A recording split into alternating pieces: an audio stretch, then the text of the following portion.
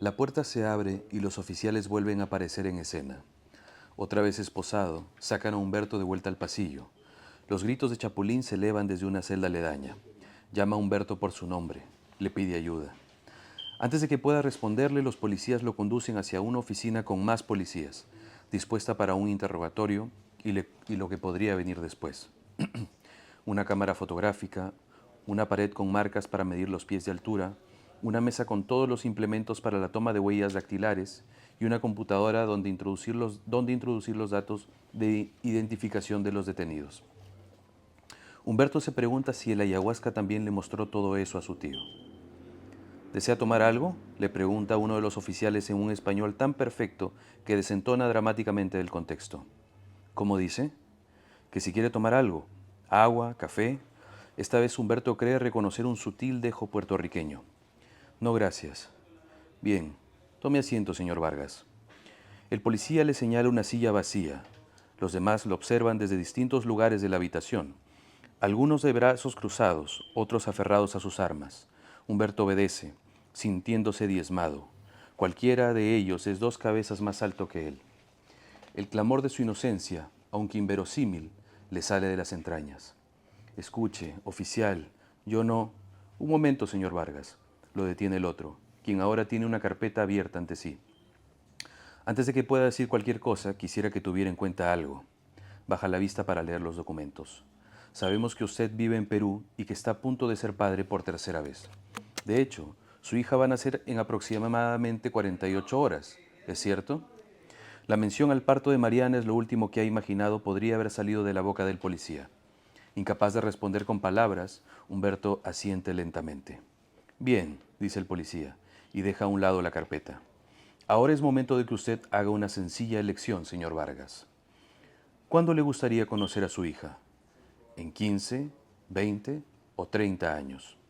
Su mente hace un amago en dirección a aquel cálculo inútil, pero se detiene justo a tiempo. El peso de la niña que aún no ha conocido se desvanece entre sus brazos, mientras repara en que la profecía de su tío no ha sido del todo correcta. Si te subes a ese avión, ya no vas a regresar. El brebaje milenario ha pasado por alto el amor de padre, que, aún en aquellas circunstancias, o precisamente en esas circunstancias, aúlla desde lo más profundo de su ser. Humberto Vargas volverá al Perú, volverá con su familia. No sabe cuándo, pero volverá. Amigos y amigas que leen por gusto, Charlie Becerra está aquí. Bueno, por fin podemos conversar. Y ante todo quiero agradecer a la librería Vallejo, que conozco por primera vez y he quedado encantado por las instalaciones y por la variedad de libros.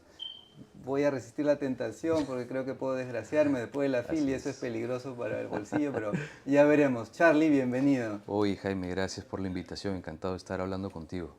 Y bueno, nos has leído un fragmento que escogí a propósito pues, de tu novela Aullar las sombras, ¿no? Novela particular porque este Humberto el Lobo Vargas en realidad existe, ¿no? Así es, existe. Y tú has tenido pues desde tu primer libro, El origen de la hidra, ya esta visión en la realidad, en esta realidad tan complicada pues que es el mundo del narcotráfico, la delincuencia, Sí. en fin, ¿no? Bienvenido otra vez y bueno, esta del libro, por favor, ayúdanos a mostrar la Claro portada, que ha sido sí. editado por Revuelta Editores. Hermosa portada. Bellísimo. Y bueno, está presentada como la gran novela del narcotráfico en el Perú, Sí, ¿no? sí, sí. Que es, conversábamos pues cuando tomábamos un café que es bastante particular, ¿no? Porque uno podría decir, wow, entonces es un autor, Charlie Becerra, que se dedica a hablar de estos temas y de un personaje como Humberto el Lobo Vargas, que uno dice, ¿hasta qué punto esto de aquí linda con la apología, la celebración de algo que uno no quisiera que exista? Totalmente. Bueno, ya desde que yo comencé a publicar, a mí me persigue esa acusación, ¿no? Y yo solía responder diciendo, bueno, quienes me acusan son aquellos que no han leído los libros, ¿no? Porque si uno llegara a la página final de cada libro, se daría cuenta que ahí no hay nada que le pueda parecer provechoso a nadie, ¿no? Sin embargo, yo recordaba también que en la presentación de esta novela, Alejandra Paza, que ha sido la editora del libro y que ha hecho un trabajo estupendo, ella decía que le pasaba una cosa bien extraña y que quizá no le pasa con otros libros, ¿no? El hecho de que estás leyendo que este personaje está transportando tantas toneladas de cocaína o de pasta de coca, está en un avión, de pronto lo asalta una tormenta, una tempestad, y tú te descubres deseando que él llegue a buen puerto y que se salve y que el avión no se caiga y que finalmente se cometa un crimen con éxito, ¿no? Entonces, no es sino este libro que yo sí comprendo ya a qué se refieren las personas, ¿no? Eh, el poder que puede tener una novela para sentarte junto a un ser que ya tú crees tener completamente definido y darte cuenta de que no, de que en ese, digamos, en ese tiempo que tú pasas con este personaje, darte cuenta que quizá te pareces más de lo que tú quisieras reconocer, ¿no? Entonces, ya por fin creo, obviamente igual, digo, no es apología en absoluto, ¿no? Pero sí sé a qué se refieren ahora, ¿no? Creo que soy más consciente de eso.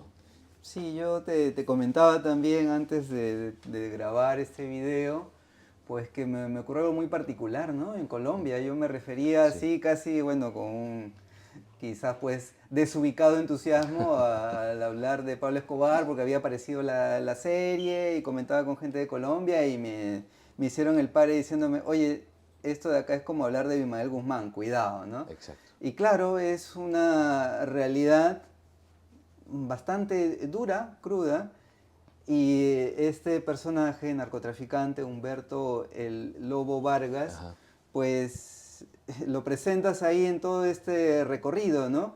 Y pasa como a quienes siguieron la serie de Pablo Escobar o a quienes leyeron los libros alrededor de, ujú, pues que hay cierta, hasta cierto punto, una identificación o comprensión del sí, personaje. Pienso mucho en eso de comprender no es justificar, exactamente. ¿no? Pero ver este derrotero y es una situación que aquí en el país se ha dado, se sigue dando, Ajá. ¿no? Por algo existe esta zona llamada el Brain, ¿no? Donde también hay cosas. Pero a ti, para hablar del origen de, Ajá, digamos, este tema te persiguió, te presentaron a sí. Humberto, ¿cómo así surge? Sí, bueno, ya no es tan secreto, ¿no? Yo, durante la pandemia, me contactó quien ha sido el abogado de Humberto durante muchos años y que aún antes que representara a Humberto ya representaba al papá de Humberto por crímenes de narcotráfico también, ¿no? Entonces, se conocen de muchísimo tiempo y cuando Humberto sale finalmente de la cárcel y ya se retira por completo, ¿no? La última vez que sale de la cárcel, porque claro, en el libro está que ha tenido obviamente recaídas, ¿no? eh, empieza a buscar a alguien que pueda contar su historia. Y en este proceso, que les ha tomado también algunos años, este abogado vio una entrevista mía y se dio cuenta del tipo de cosas que yo escribía y dijo, oye, de repente acá hay una coincidencia, ¿no? Compró un par de mis libros y se dio cuenta que sí, bueno, esos temas no me eran esquivos, ¿no? Entonces me pidió el número, me escribió por Facebook, me acuerdo, me pidió el número, yo se lo di. En ese momento estamos en pandemia y dije, "Ah, si le doy el número no va a pasar nada, nadie puede salir de su casa". Y empezamos a hablar, ¿no? Y ya me comenzó a soltar una que otra prenda, conforme íbamos hablando, se iba ganando mi confianza. Y claro, yo luego ya me he enterado de que en un par de ocasiones él fue muy directo con lo que buscaba y la gente inmediatamente dijo, oye, no, es un señor, es un criminal, yo no voy a estar prestándome para este tipo de cosas, en fin. Creo que no comprendieron realmente de qué iba, ¿no? O sea, ahora justamente estaba escuchando unas conferencias de Javier Cercas, que por cierto es uno de mis escritores favoritos, ¿no? Y en el que yo busco un poco siempre consejo. Y él decía, no existe literatura sin provocación, ¿no? Y yo creo que en principio me hace sentir, me tranquiliza mucho más, ¿no? Como para poder entender lo que uno hace. Entonces finalmente me comenzaron a contar la historia, yo me reuní con Humberto por Zoom en ese momento todavía y tuvimos un Zoom largo, largo. Yo algo sabía de narcotráfico, entonces vi que lo que me contaba sí tenía relación con las cosas que yo sabía, ¿no? Y pasó otra cosa que me dejó conocer detalles bien específicos, detalles que, digamos, a uno le costaría inventarse, ¿no? Por ejemplo, el hecho de ser el primer peruano en ejecutar la extradición de regreso al Perú. Hasta el momento en que él estaba preso en Estados Unidos, se creía que solo los norteamericanos capturados en el Perú podían regresar a su país a cumplir su condena y no los peruanos. Entonces él, su abogado y él descubren que sí, que en realidad es un tratado bilateral. Pero en ese momento no existía la oficina. O sea, ni siquiera había un formulario, ¿no? O sea, nunca nadie había hecho el proceso. Entonces, me contaron, y también está en la novela, ¿no? Cómo es que ellos crean, digamos, la forma de cómo él puede ejecutar esa extradición, ¿no? Y tenía cosas tan específicas, yo dije, esto no puede ser inventado. Y de hecho, al tener esta amistad con este abogado, él tiene todos los documentos. O sea, realmente tiene todos los documentos. Entonces, bueno, me comenzó a parecer mucho más interesante. Ya sentí muy pronto que no se trataba simplemente de una historia de narcotráfico, que también se podían explicar muchas cosas sociales, políticas, etcétera, ¿no? Entonces, ahora, por ejemplo, entiendo que la publicidad hable de la gran novela de narcotráfico y todo eso, o sea, me parece perfecto, pero ya con el pasar de los días y conforme las lecturas se van sumando, yo entiendo que en realidad esto es una novela histórica, ¿no? Permíteme, Charlie, situar al lector o Sí, lectora que claro. te está viendo y nos está escuchando. Humberto el Lobo es el apelativo, Vargas es el personaje de esta Exactamente. novela. Ya hablaremos por qué novela y por qué no perfil Exacto. o reportaje. Ok. Y la escena que nos leyó Charlie hace un momento corresponde, ahí hay un específicamente Sí, tiempos, años, Miami 1988, empieza así la exactamente. historia, Exactamente. así como las series que empiezan en medias res también, o como las Exactamente. novelas, y luego retrocedemos a conocer la historia de él, ¿no? Exactamente. Iquitos, su infancia, ¿no? Cómo así se involucra, ¿no? Viene, digamos, descubre a los 11 años a qué se dedica su padre y su padre Exacto. pues tiene que ver también con este mundo. Tal cual.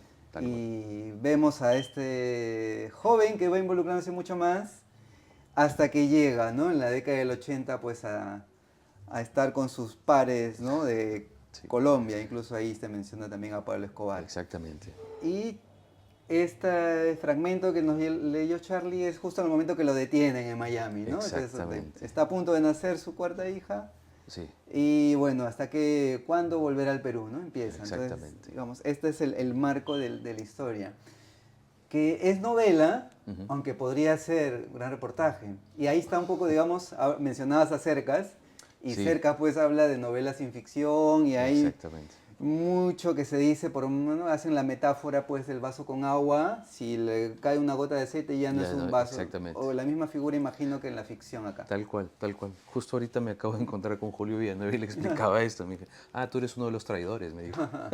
Porque claro, hay cosas que la novela tiene la licencia de contar. Este libro yo lo escribí 2 veces. La primera vez era un libro de no ficción, de periodismo narrativo, si quieres, pero ciñéndome todo a los hechos, todo lo verificable, etc. Entonces me di cuenta que había muchas cosas interesantes que si yo seguía por esa ruta no iba a poder contar. Por ejemplo, o sea, yo no iba a poder entrar en la mente de gente que ya ha fallecido y que es importante en la historia. Entonces dije, no, o sea, esto en realidad es una novela. Y ya cuando me paso a la novela, entonces ya tengo la licencia de poder contar y completar esta historia, ¿no? Entonces sí, fue una decisión, digamos que no tomé en su momento, pero digamos ya se reveló por sí misma, entonces ya está, tenía como 180 páginas, te digo, y se fueron y otra vez a arrancar desde la página 1, ¿no? Pero creo que fue la decisión correcta, ¿no? A pesar de lo que crea Julio Villanueva. Ajá. Y eso también ha tenido su fase de reporteo, ¿no? Conversar con Sí, Humberto Vargas y revisar documentación. Entonces es una novela, pero que ha tenido esta fase de reporteo, ¿no? sí, sí, sí, esta es la novela que me ha exigido viajar más. O sea, llegó un momento en que yo he estado en mitad del Amazonas, en un peque-peque, acompañado con Humberto y con un señor que manejaba la embarcación, y ahora me preguntó, ¿yo qué estoy haciendo acá? O sea, acá pasa algo y nadie nunca nos encuentra. O sea, de verdad, me acuerdo que estábamos buscando un puerto con el que no dimos al final porque o sea, los puertos en medio de la selva no son los puertos que uno creería. O sea, 2 palos ya pueden ser un puerto, ¿no? Que señalan una entrada hacia la selva, en fin. Entonces, he viajado mucho, llegué a la frontera, he estado en Progreso también, he visto las pistas que se utilizaban en esa época, ¿no? Que en realidad ahora son como carreteras, ¿no? De tierra apisonada, pero en ese momento solo eran pistas. Alguna casa de seguridad que tenía Humberto también. He estado en Leticia, ¿no? En Leticia, en el municipio colombiano, donde se daban los grandes tratos del narcotráfico de esa época. Ahí uno llegaba ahí a vender o a comprar. He estado, por ejemplo, en el Hotel Anaconda, un hotel que está casi igual a esa época, ¿no? Donde Humberto llegaba y se reunía con sus socios y cuando coronaban, cerraban el hotel completo 2 semanas y se metían unas fiestas también de novela, ¿no? Entonces, sí, es la primera vez que yo he investigado y he tenido que viajar tanto para recoger no solo datos, experiencias, sino también sentir el aura que yo quería que tuviera el libro, ¿no? Comprobar algunas cosas, verificar si esto que pongo así realmente se siente así, ¿no? En fin, ha sido el libro más arduo que he hecho hasta ahora. Recordaba cuando Gabriel García Márquez publicó Noticia de un secuestro, y él decía, pues yo no hubiera querido escribir esta novela. Y que en todo caso el objetivo era tomar conciencia o mostrar una realidad. En este caso era una novela, pero que estaba muy ceñida a lo real, ¿no? Como para buscar concientizarse sobre un tema. Sí. Digamos que este es tu campo, ¿no? Y te he escuchado también en mesas sobre narconovela, Ajá. ¿no? Y que esto ocurre pues en México, sobre todo, ¿no? Hay toda una corriente. Ujú. Digamos, desde la literatura se puede hacer reflexionar, no sé si cambiar la realidad sea muy pretencioso decirlo Claro. así, pero ¿qué piensas tú al respecto? Recurrir a Cercas otra vez, ¿no? O sea, él dice que la literatura es útil en tanto no se proponga ser útil. Y lo único que uno busca con una novela es entender, o sea, comprender, digamos, conocer un poco más allá de lo que cree saber. Entonces, ah, otra vez, esto es una ironía también, ¿no? O sea, sirve mucho y al mismo tiempo no pretende servir para nada. Y bueno, el efecto que puede tener en cada persona ya depende mucho de esta persona, ¿no? O sea, el escritor solo puede escribir la mitad del libro, ¿no? La otra mitad se escribe en la mente del lector, con todos sus prejuicios, con las ideas, con sus lecturas previas, vivencias, etcétera, ¿no? Entonces, bueno, creo que por ese lado, en cuanto a mí, estos temas me convocan, me convocan. Y con esta novela siento que he abierto una caja de Pandora. Te contaba antes de la entrevista también que de pronto sale la novela, en realidad no tiene creo que ni un mes, recién va a cumplir un mes que ha salido y hay gente que ya me escribe, me dice, oye, pero ¿sabes? Este personaje que aparece yo también lo he conocido y me comienzan a contar más cosas. Entonces ya acá mis amigos de Revuelta ya les he adelantado que vamos a estar con Narcos un rato, ¿no? Eh, sí, sí, sí, no digamos que es un tema poco explorado, pero que existe, ¿no? Desde lo periodístico, recuerdo también el libro de Hugo Coya sobre el Vaticano. Claro, con Hugo tuvimos una mesa Ajá, justamente, ajá. ¿no? Porque Vaticano también es un personaje importante acá, ¿no? Y hasta este momento creo yo que era el narco más conocido. Lo que pasa es que Humberto se salvaba, o mejor dicho, procuraba no aparecer, no hacer mucha luz, porque recordemos que Humberto es prácticamente un narco de segunda generación. O sea, el que inicia toda la operación es su padre. Y su padre funge como una especie de coach y le dice, oye, no hagas esto, no te dejes ver, esto no te conviene, esto te va a pesar, no sé cuánto. Entonces recibe un entrenamiento que también lo ayuda a llegar a lo más alto de la cadena alimenticia del narco a los 25 años. Entonces, claro, él se sentaba con señorones de Colombia, de Brasil, hasta de México, y él era un muchacho de 25 años. Entonces, digamos que por eso no es, creo yo, el típico narco en ese sentido, ¿no? Eh, puede ser que a eso se deba también el hecho de que esté vivo ahora todavía, ¿no? Sí, está vivo, por cierto, Exactamente. Humberto Sí, Vargas, ¿no? Y sí, tú has conversado con él, has tenido pues sí, sí, sí. esas conversaciones que es una ventaja, digamos, pero que también en el texto, y quiero Ajá, decirlo también para quienes están viendo, nos están escuchando, hay también hay una destreza para narrar, ¿no? Y creo que la experiencia del periodista también sostiene esto, porque cualquiera puede recibir una muy buena historia. A ver, ajá. pueden describirla, ¿no? Exacto. Entonces requiere técnica, destreza, mucha corrección, porque al momento de leerla, desde la estructura, hay una Sí, sí, sí, visualidad ahí que se impone. es cierto. Y una narración también que nos permite seguir desde los diálogos Ujú. o estas escenas que van transcurriendo y luego, es decir, una narración muy ágil, ¿no? Que tú creo que también aspirabas mucho a que esto tenga un vuelo Sí, así cinematográfico casi, ¿no? totalmente. Bueno, y mi escritura siempre ha sido muy visual, la verdad, ¿no? Y yo ya más o menos intuía que este iba a ser un libro largo, o sea, tiene más de 400 páginas, Así ¿no? es. Entonces, lo peor que podría haber pasado es, como tú dices, que me dieran una gran historia y que, pues, con la narración que yo le metiera no llegaran a la página 80, ¿no? Mm. Entonces, eso no, para nada, ¿no? Entonces, claro, me he esforzado de que se sienta ágil, que a pesar de que se encuentran muchas cosas, porque aparecen muchos personajes, abarca un espectro de décadas, ¿no? Entonces, y que aún así sea posible la agilidad del momento de leerlo, ¿no? ¿Y cómo se sostiene esa narración, Charlie? ¿O cómo tú ya la trabajas? Eh, de manera intuitiva, la verdad. O sea, yo a veces doy algunas charlas sobre escritura creativa y me lleno la boca hablando de técnica, pero lo cierto es que yo soy un escritor de brújula, ¿no? O sea, yo siento que he llegado a un final de capítulo cuando me lo encuentro y siento que tengo que ir por acá cuando la brújula me guía, ¿no? Entonces, es mucha intuición, la verdad. A mí me gusta mucho cuando me encuentro con colegas escritores que saben muchísimo más que yo de literatura y me explican, me dicen, oye, interesante lo que utilizaste acá, que es bla, bla, bla, bla, bla, ¿no? Y, ya, y le ponen nombre a algo que yo he hecho, ¿no? Y así aprendo. Pero en el momento es como tocar un instrumento de oído, ¿no? Es exactamente igual. Y jugando con el título de tu primer libro, El origen de la hidra, Ajá. ¿cuál es el origen de tu interés por esta temática? ¿Se antepone a la realidad de Trujillo? Bueno, me omití de Ajá. decir que Charlie nació en Lima, pero es trujillano, creo que de Exactamente. residencia y no sé Sí, si sí, de sí. corazón, pero, ¿no? También. Y de estómago Y de también. estómago. Entonces, el origen ahí de tu interés por estos temas. Es extraño, mira, yo te digo, yo he tenido la infancia más tranquila de la historia, o sea, yo era un chibolo que no salía de su casa, ¿no? Salir a jugar al parque era una cosa extrañísima para mí, entonces he tenido una vida bastante tranquila, ¿no?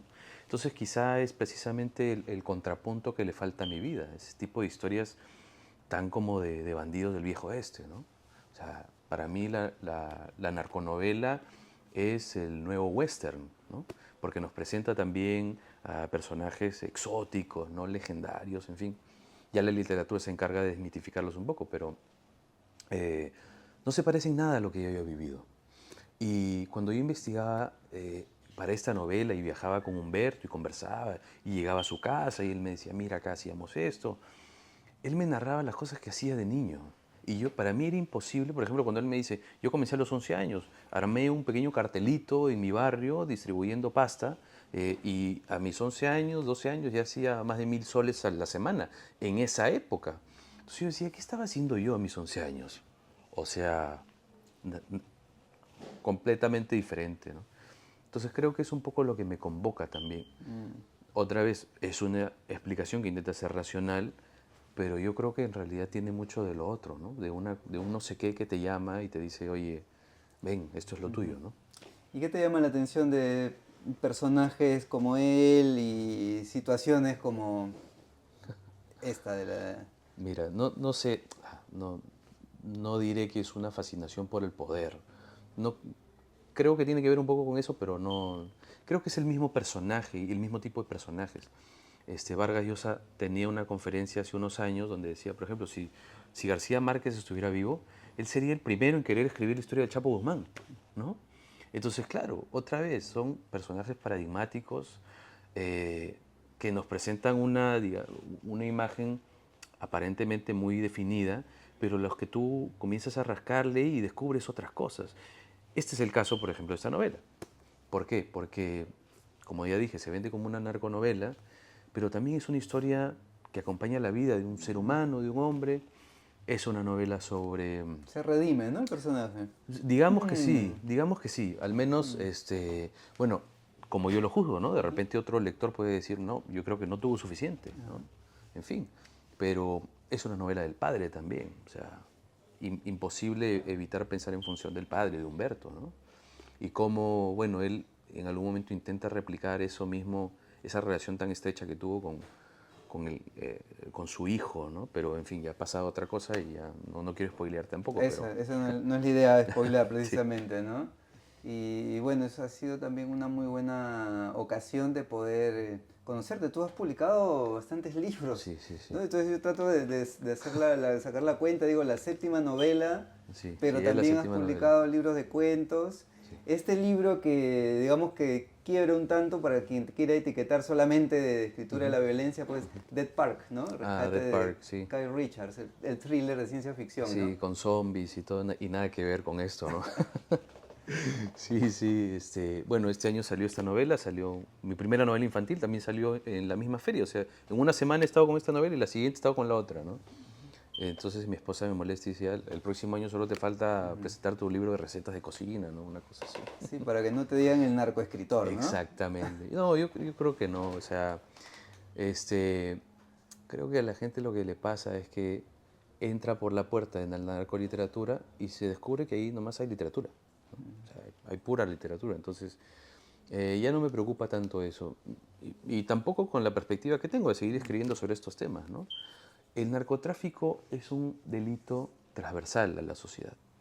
O sea, abarca desde los peces más gordos de la política, de los empresarios, en fin, hasta lo más bajo, el estrato más bajo de la delincuencia, por ejemplo, ¿no? Y en ese tránsito, pues, atraviesa clases sociales, escenarios, en fin. Entonces, esto es una novela, como dice Indridason, ¿no? Este escritor de novela negra islandés. Él dice, una buena novela criminal explica un país, ¿no?